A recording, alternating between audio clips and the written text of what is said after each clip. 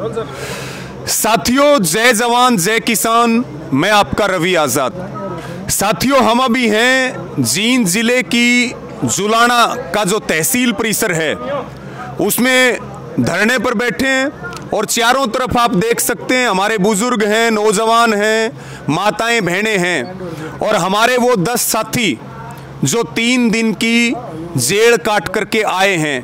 आप सबको जानकारी है कि यहाँ लगातार खराब फसलों के मुआवजे की मांग को लेकर के तहसील को ताला लगा करके किसान लगातार धरना चला रहे, आंदोलन के ऊपर बैठे, लेकिन हरियाणा की खट्टर सरकार और हरियाणा का प्रशासन किसानों को मुआवजा देने की बजाय उनको संगीन धाराओं में उन पर मुकदमा दर्ज करके उनको जेल भेज दिया।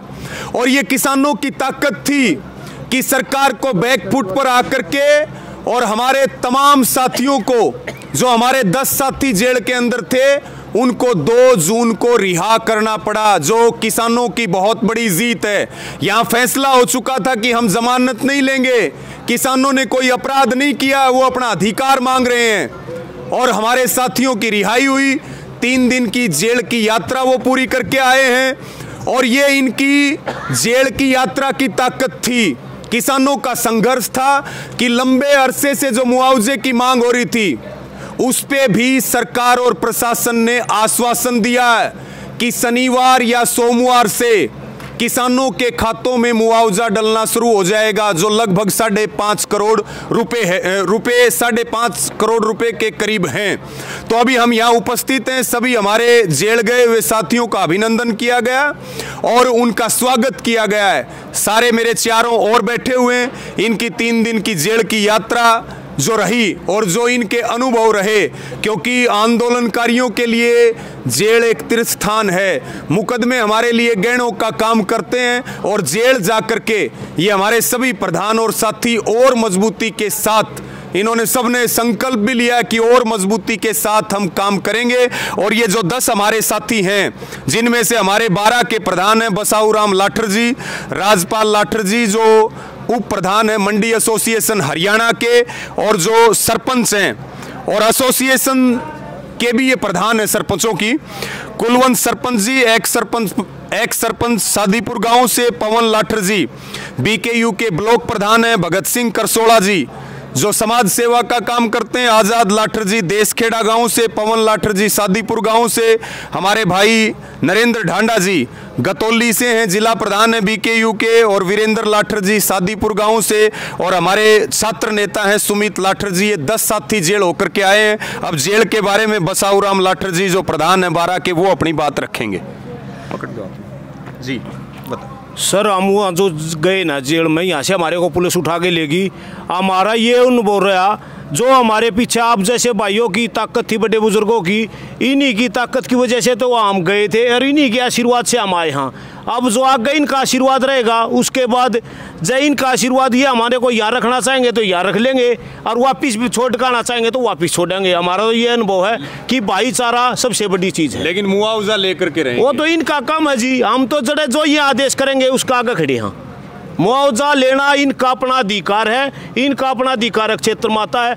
ये कोई किसी पर भीख थोड़ा मांग रहे हैं, ये अपना हक मांग रहे हैं और उस हक के लिए ये हमारी जावी ड्यूटी लगाओगे, हम इनके साथ हैं। आपका बहुत धन्यवाद। और हमारे भाई हैं पवन लाठर जी सादीपुर गांव से, करसोड़ा से, ये भी अपनी बात रखेंगे, जो लगातार आंदोलन चला रहे, जेल में भी गए, मुकदमे भी दर्ज हुए और अब तक भी यहाँ जमे हुए हैं कि जब तक मुआवजा नहीं मिलेगा तब तक किसान घर लौट करके खाली हाथ नहीं जाएगा। वो भी अपनी बात रखेंगे। हम तो प्रशासन को यही बात कहना चाह रहे हैं कि जेल का कुछ नहीं है। जेल तो हम पहले भी गए हैं, इससे पहले किसान आंदोलन के दौरान तकरीबन 3-4 मुकदमे मेरे पर पहले भी दर्ज हैं और आगे भी तब तक मुआवजा नहीं मिलेगा। कमेटी ने जो फैसला किया है तो हमने जमानत प्रशासन ने दिला के हमें बाहर आ गए हैं अभी, लेकिन सोमवार तक का जो फैसला है उसके बाद अगर जब प्रशासन ने ये जो बात नहीं मानी है अपनी कमेटी की, तो हम फिर से तैयार हैं जेल में जाने के लिए। देखिए आप जज्बा और जोश कि भाई दोबारा भी चले जाएंगे। और हमारी बहन है प्रियंका खरकराम जी से, जो लगातार किसान आंदोलन में सक्रिय रही और यहाँ भी लगातार डटी हुई हैं। अलग अलग जगह आप देखते हैं हरियाणा में, वो भी जो है अपनी बात हमारे बीच में रखेंगी। भाई बात ऐसी है रवि, जैसे 3 दिन के हमारे ये चाचे ताऊ जो हमारे भाई हैं ये जेल काट करके आए। प्रशासन ने झूठा आश्वासन दिया था 1 हफ्ते का कि 1 हफ्ते के अंदर आपका मुआवजा आ जाएगा, लिखित में दिया था। लेकिन लिखित में देने के बाद भी प्रशासन अपनी वादा खिलाफी किया, प्रशासन अपनी बातों से मुकराया। तो हमारे भाइयों ने शांति प्रिय धरना दिया था, लेकिन शांति प्रिय प्रदर्शन भी इन किसानों को नहीं करने दिया, इनकी गिरफ्तारी की गई। लेकिन हम कहना चाहते हैं आज भी इन्होंने शनिवार तक का अल्टीमेटम दिया। हमारे इन 10 भाइयों का क्या कसूर था जो इनको जेल में उठा करके डाला? तो हम कहना चाहते हैं कि प्रदर्शन तो आज हमारे हजारों किसान भी कर रहे हैं, इनको भी उठा करके आप जेल में डाल दीजिए, कहना चाहते हैं हम इस सरकार से। लेकिन यही कहना चाहेंगे, जैसे हमारे बुजुर्गों ने हमारे भैया ने गिरफ्तारी दिया है, तो आगे आने वाला टाइम में महिला शक्ति भी, जो जुलाना को पिछड़ा हुआ क्षेत्र मानते थे ना, वहाँ की महिला शक्ति जागरूक होकर नरिश जुलाना के क्षेत्र में धरने पर आई है। तो हम कहना चाहेंगे कि आगे महिला शक्ति आपकी लड़ाई लड़ेगी, आपको गिरफ्तारी देने की जरूरत नहीं है। आपकी बेटियां जिंदाबाद, आपकी बेटियां गिरफ्तारी देंगे, इस प्रशासन का और इस सरकार का आमना सामना करेंगी। जी बहुत बढ़िया। हमारी छोटी बहन प्रियंका के विचार आपने सुने, और एक हमारी और बहन जिनको आप सब जानते हैं, जो भारत की पहली WWE रेसलर हैं, और वो भी लगातार बहन कविता दलाल, जो लगातार यहाँ आंदोलन में डटी रही हैं और जेल जाने के बाद भी बहुत मजबूती से ताड़ा भी मारा था यहाँ आकर के। तो हमारी बहन कविता दलाल जी हैं, वो भी अपनी बात रखेंगी। मैं लंबी बात ना करके प्रशासन से मेरे सीधे सवाल जवाब हैं कि ये किसान है, किसान सिर्फ मेहनत करना जानता है। अगर उसको उसके अधिकार ना मिले तो फिर वो आवाज़ उठाने का भी अधिकार है उनको। अगर सरकार इसी तरह तानाशाही बरतेगी, जितना वो दबाएगी उतनी ही ताकत से आवाज़ ऊपर ऊंची जाएगी। तो अगर प्रशासन ये चाहता है कि आप ताकत दिखाकर इनकी आवाज़ को दबा लोगे, ये हो नहीं सकता।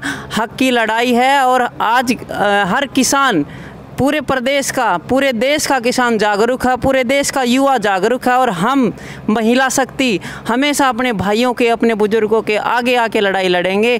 आज की ना महिला कमज़ोर है और ना कभी थी। हर महिला एक हर रानी लक्ष्मीबाई की तरह लड़ती है। और मैं कविता दलाल, मैं दुनिया में देश का नाम रोशन किया और यहाँ भी अपने लोगों के लिए लड़ने के लिए हमेशा तैयार हूँ।